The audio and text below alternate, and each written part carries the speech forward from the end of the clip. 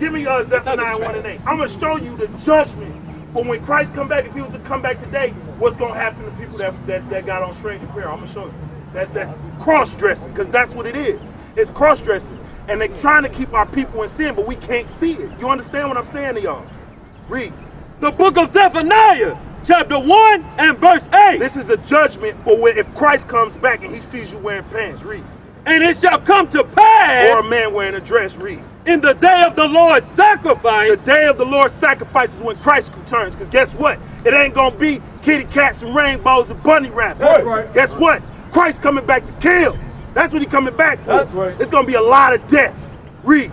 That I will punish the princes. He going to punish the princes, the men, and the king's children, and the women, and all such as are clothed with strange apparel. Clothed with strange apparel, you will be punished. You will be put to death.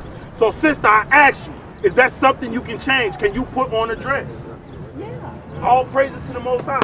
I'd like to first start off giving our praises and glory to Yahweh Ba'Shem Yahweh Shai. Double honors to the apostles and elders of Great Millstone. What you just witnessed is IUIC, the camp in Alabama that I guess Nate got set up. The scripture he just went into is not talking about when Yahweh Shai comes back, not Christ. It's not talking about when Yahweh Shai comes back that Israelites that are not wearing Israelite apparel, the men and women, the ones that's not wearing the right attire, for lack of better words, so the right garments, are going to be put to death. The reason why they teaching how they teach is because of Nate, but I don't have no sympathy on them guys, because if Yahweh Ba'Shem Yahweh Shai was dealing with them, they would be following the correct doctrine, you know. So they teaching what they teaching because they following after the false teachings that Nathaniel 7 is teaching, you know. And it just goes to show that them men are carnal, man. You know, they all about keeping the law, which the men of Great Millstone are not against keeping the law. We are for the law and keeping the law, statutes, and commandments of Yahweh Ba'Shem Yahweh Shai. We just understanding, according to the scriptures, that we cannot keep the laws 100% due to the fact that we're in the flesh, also due to the fact that we're in captivity, you know. So, you know, obviously, if you watch these guys, which if you can stomach it, and I'm not talking about just IUIC Alabama, but all these IUIC camps, they speak the word as if by keeping the law, statutes, and commandments, that's what's going to get you delivered from this destruction that's to come. You know, but just to go into the scripture and clean up the mangling of the scriptures that they did on this particular scripture that they brought out, I'm gonna go ahead and read Zephaniah, the first chapter, and I'm gonna start at verse 4. And just reading, I'm gonna start at verse 4, but you know, starting at verse 1 is good. And it's basically gonna tell you the subject matter of what the so-called Negroes, Latinos, and Native Americans basically was doing in the past and are doing to this very day, and why they're gonna be destroyed. And it's not because they're gonna be in strange apparel, meaning dressing, for an example, like this guy is going into a woman wearing a man's apparel and a man wearing a woman's apparel. Now that is against the law. That is against the law, and that shouldn't be happening. You know, that's going off, and that's breaking the law. If for the faggots or the homosexuals and effeminate men that's doing that, and then for the masculine, boisterous women that's really not women, but I'm gonna just say women that are wearing pants. So that is off. That is against the law. But this scripture that he read, that's not what it's talking about. So I'm gonna go ahead and read Zephaniah 1 and 4. I will also stretch out mine hand upon Judah and upon all the inhabitants of Jerusalem, and I will cut off the remnant of Baal from this place, and the name of cherubims from the priests, and them that worship the host of heaven upon the housetops, and them that worship and that swear by the name of the Lord, and that swear by the name of Malcolm. So clearly it's talking about Israelites right now that are gonna be destroyed for worshiping Baal, worshiping the host of heavens, dealing with astrology, and then these different so-called gods that are no gods, these pagan deities, you know. So that's what it's talking about.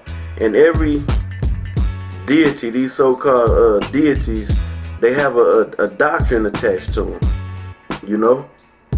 So it's going into the different philosophies, you know, that our people are into. So if you're not of the elect, even if you know that you're an Israelite, and you know, go out seasonally, you know, only when the weather is comfortable, and preach this word like a lot of camps do outside of Great Millstone. You know, even those camps that's off on the doctrine, you fall right in the group with the rest of the 2/3 that's under these other philosophies. You know, teaching that the mark of the beast is an embargo or a philosophy, that's off. You know, teaching that you're gonna be delivered through the keeping of the law, that's off. You know, so I'm gonna continue on and read verse 6.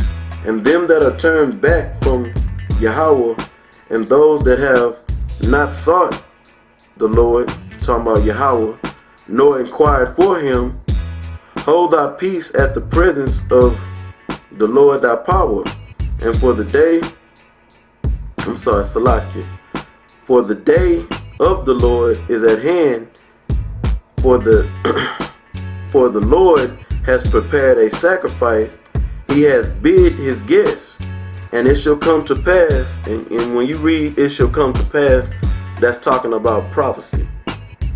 You know, so in the future, what's gonna happen is saying that and it shall come to pass in the day of Yahweh's sacrifice that I will punish the princes and the king's children and all such as are clothed with strange apparel. So the ones that are clothed with strange apparel is not talking about when Yahweh returns, that he's going to destroy all those that's not dressed properly according to Israelite law and custom. You know, it's talking about the Israelites that are under these different philosophies and not clothed in the righteousness of Yahweh Ba'ashem Yahweh Shai, which only one and true doctrine pertains to that. So I'm gonna hit a couple of scriptures to back up that statement, and I'm gonna go ahead and I'm gonna close out. But I was watching this video, it triggered me to do a lesson real quick, and I just wanted to, you know, put the correct breakdown on this particular scripture, Zephaniah chapter 1 verse 8. You know, so I'm gonna get the book of Revelation,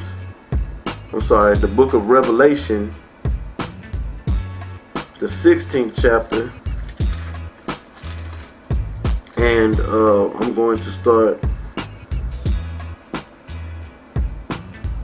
at the 15th verse, and it reads, Behold, I come as a thief. Blessed is he that watcheth, the men that are watching for the prophecies to indicate the return of Yahweh Shai. It says, and keepeth his garments, meaning the one that didn't stray away from the one and only true doctrine, which is taught by the starting with the apostles of Great Millstone, and the elders and the other men throughout the earth that's under the banner of Great Millstone as far as the doctrine. It says, least he walk naked, because you're not walking in the truth of these scriptures, then you naked.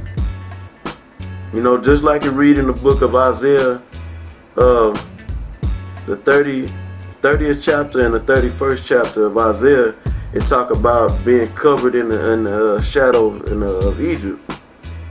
Roughly paraphrasing. So I continue.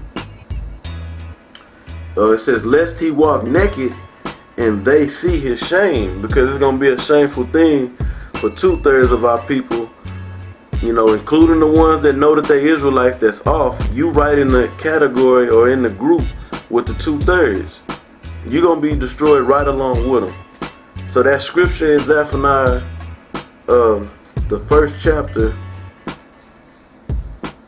the 8th verse, is not talking about Israelites being clothed in these different attire that's not pertaining to the law and the custom of Israel. It's talking about not being on a part of the correct doctrine, teaching and living under the correct doctrine. That's what it's talking about. I'm gonna bring out one more scripture, and I'm gonna go ahead and close this out. So this is the book of Job, chapter 29. And this is once again just to back up in the scriptures that being clothed in strange apparel or being clothed in righteousness is a parabolic talk for being under a false philosophy or being under the correct doctrine of Yahweh Hashem Yahweh Shai. So this is Job chapter 29 verse 14. And it reads, I put on righteousness and it clothed me. The way righteousness, you have to be on the correct doctrine to be to put on righteousness. So you got to be under the correct doctrine of truth. And it clothed me, showing you that that's parabolic talk for this truth of righteousness. Is a symbol of something that you cloaked in. My judgment was as a robe and a diadem. So I just want to bring that out. You know, that scripture is plain and to the point. A diadem is like a turban or a priest's head turban, for lack of better words. And it's just letting you know that symbolically, when it's talking about clothing, sometimes in the scriptures it is talking about literally, you know, when they're talking about different accounts of men or women being, when it's talking about their clothing, and that's what it's talking about. But then you got scriptures and dealing with this topic where it's talking about clothing and putting on the right clothes versus being in strange apparel or walking around naked. It's just symbolic talk for being under the incorrect doctrine versus, or being under some other philosophy versus being on the correct doctrine of Yahweh Hashem Yahweh Shai. With that, I'm going to close out. I want to give all praises and glory once again to Yahweh Hashem Yahweh Shai. Double honors to the apostles and elders of Great Millstone. Shalom to all the Akim around the earth that's pushing this truth and sincerity and faith. Shalom.